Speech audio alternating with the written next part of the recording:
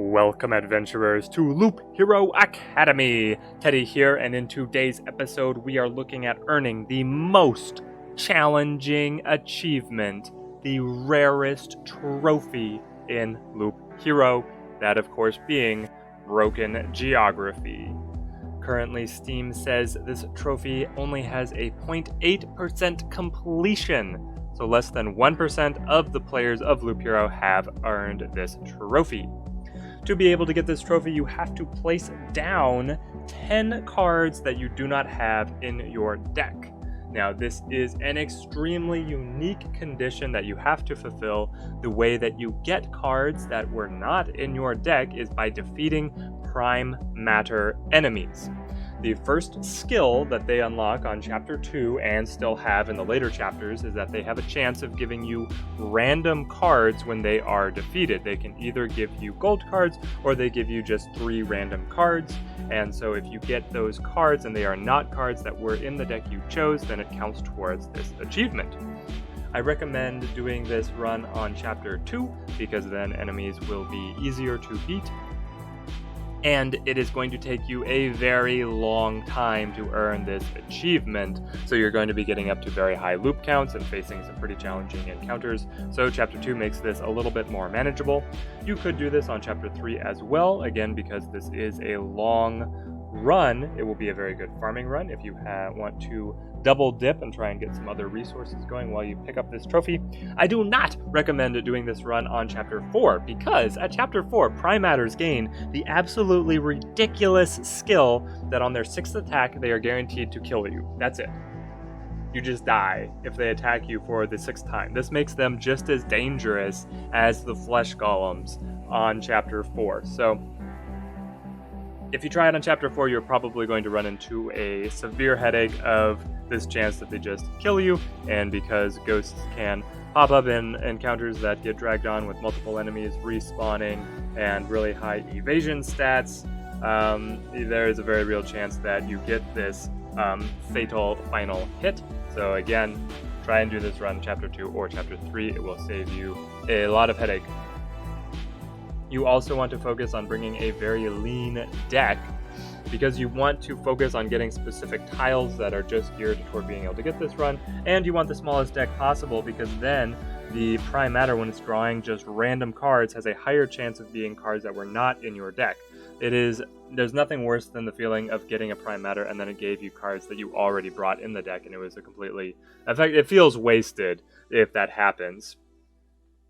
So your key card here is battlefields. They give a 20% chance that enemies that die on the spaces around them will come back as ghosts. Now, it is a key that it is not just all enemies come back as ghosts, it is enemies with souls will come back as ghosts. So anything with artificial life or slimes will not have a chance of becoming a ghost, but things like spiders, rat wolves, and skeletons do, so you want to focus on trying to get those enemies on the spaces around where you have battlefields. Now, this 20% chance is not changed in any way by having multiple battlefields next to a space or just one. It is just 20% flat around them, so you don't have to focus on clumping your battlefields. You can spread them out so they cover the entire loop. Now, ghosts have a soul themselves, so they also have a 20% chance when they die of coming back, and they come back as a ghost of a ghost. Ghost of a ghost also has a soul. 20% chance can become prime matter. That means with this 20%, 20%, 20%, you have a 1% chance of fighting a prime matter. Now, there was a while where I felt like this chance was actually lower than it really was, or than it advertised. I thought it was lower than 20% just based on what I was feeling, what I was seeing, so I started counting, and for the period that I did count my encounters that gave me ghosts and then the progression to Ghost of Ghosts and Prime Matters, it actually worked out very close to 20%.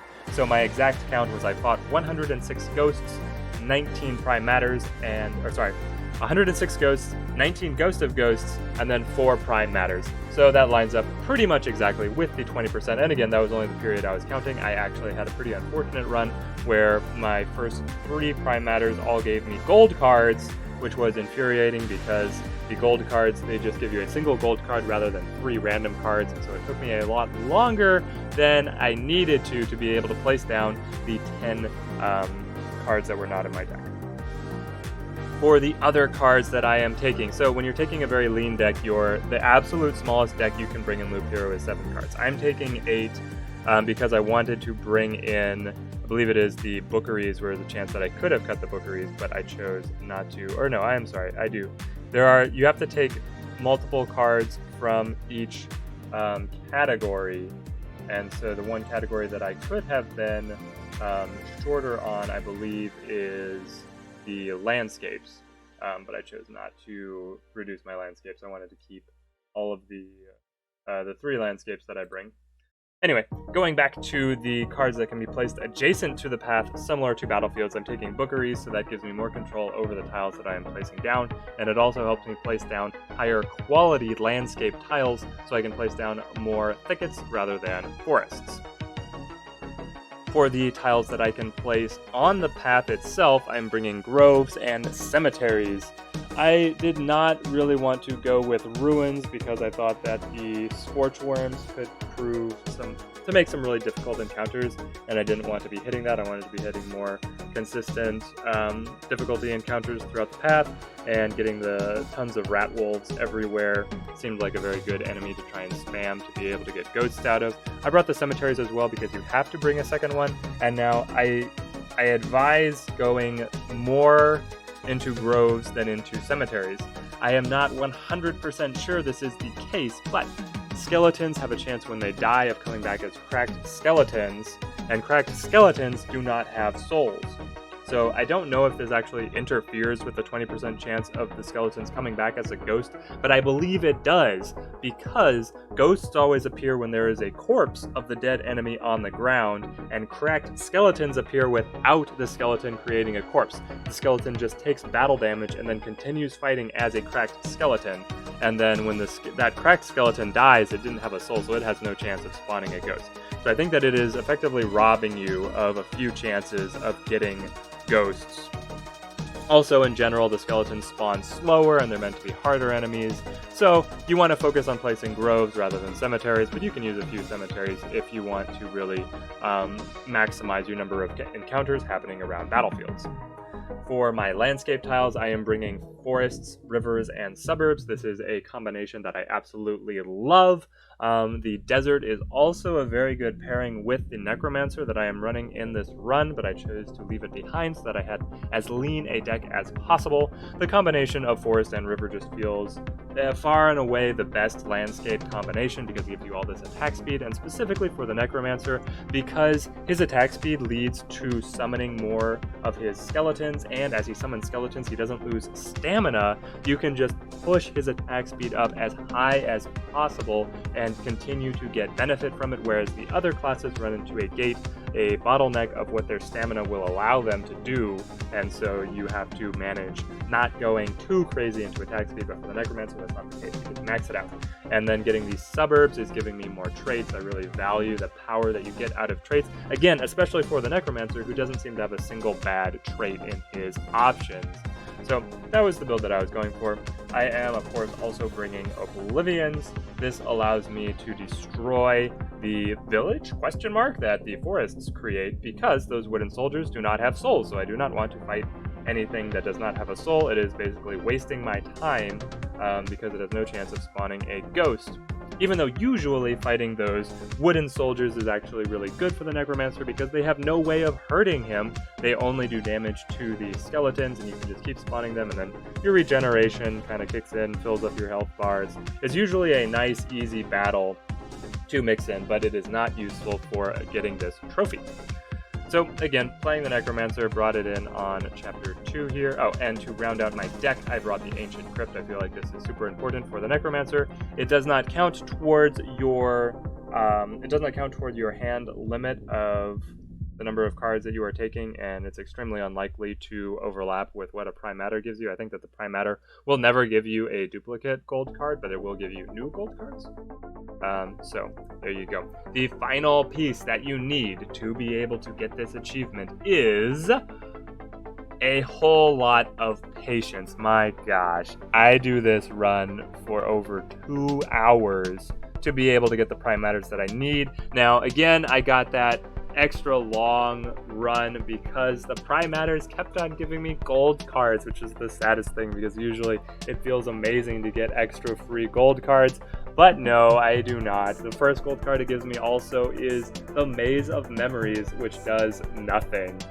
And in a truly unfortunate, making a truly unfortunate decision after that unfortunate result, I placed the Maze of Memories down in the middle of my loop because my initial reasoning was that then it would be out of the way of my placement of my landscape and my river, and then it fills in the entire interior of my loop, and I realize that means that it is cutting me off from spaces that I wanted to place battlefields. So then for the rest of this game, I am using Oblivions to slowly destroy the Maze of Memories. Interesting note, the Maze of Memories actually counts as 2 cards for this achievement rather than 1. So, it did help me get the perfect 10 towards the end once I started getting my other stuff, but yeah, I was pretty disappointed that I did not get the 3 random cards instead, but you just gotta roll with what you get. So yeah, this run takes me 2.5 hours, which feels way too long, and if you get too invested in trying to count the ghosts and the ghost of ghosts, you're just gonna end up feeling disappointed here. Well, it is going to progress for quite a while, and I think that I'm just going to time-lapse this and play some awesome music on the background. So if you are interested in seeing the final culmination of my run, then sit back, relax, and enjoy some time-lapsed Loop Hero. I think that it is kind of mesmerizing to follow, but otherwise, there you go. That is how you get the achievement. I can understand why it is such a low percentage achievement because it just takes so much patience to be able to get it. Like, I'll bet a ton of people started out and then after an hour and a half on their run and they realize they're only halfway or just over halfway, they're like, yeah, I don't really need that trophy. But if you have the determination to persevere, you're going to get into a very elite club that less than 1% completion rate. So I hope that this helps you have the most productive run possible, that you do not have to waste any time, or that at least you know exactly what you are getting into if you attempt this trophy. Basically, the way the math breaks out is you're going to expect to have to kill about 120 ghosts to be able to kill 5 Prime Matters, which should be the number that it takes to get the 10 cards outside of your deck. Of course, you can be more unlucky or get a little bit luckier than that. I'm saying the 5 Prime Matters because I am expecting that you're going to get 1 gold card out of those 5, and then that's going to set you back, so you're going to need to kill the other ones to get the 10 randoms that you need, and then it also gives you some overlap on if the random cards are ones that you already pulled in your deck. So, best wishes to you all, you brave of will, strong of will, and brave of heart who attempt this trophy. I hope that you get it in just 4 Prime Matters and that they happen extremely quickly, because just watching your Necromancer grind through encounters after you've already maxed out all of the resources that you're getting from the loop just feels kind of tiring. So there it is. This was a fun trophy to try and pick up and figure out.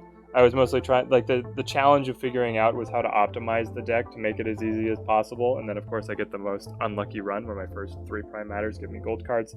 But it was fun to try and figure out and crack, and I mean, I'm glad that I got it, because the completionist in me is not satisfied with anything less. So there you go. We're gonna flip over to time-lapse, and I'm probably gonna speed this up like 1,000%, and it's still gonna be a long video. So sit back, be mesmerized. You can double check if I'm being honest and if I actually get the achievement at the very end.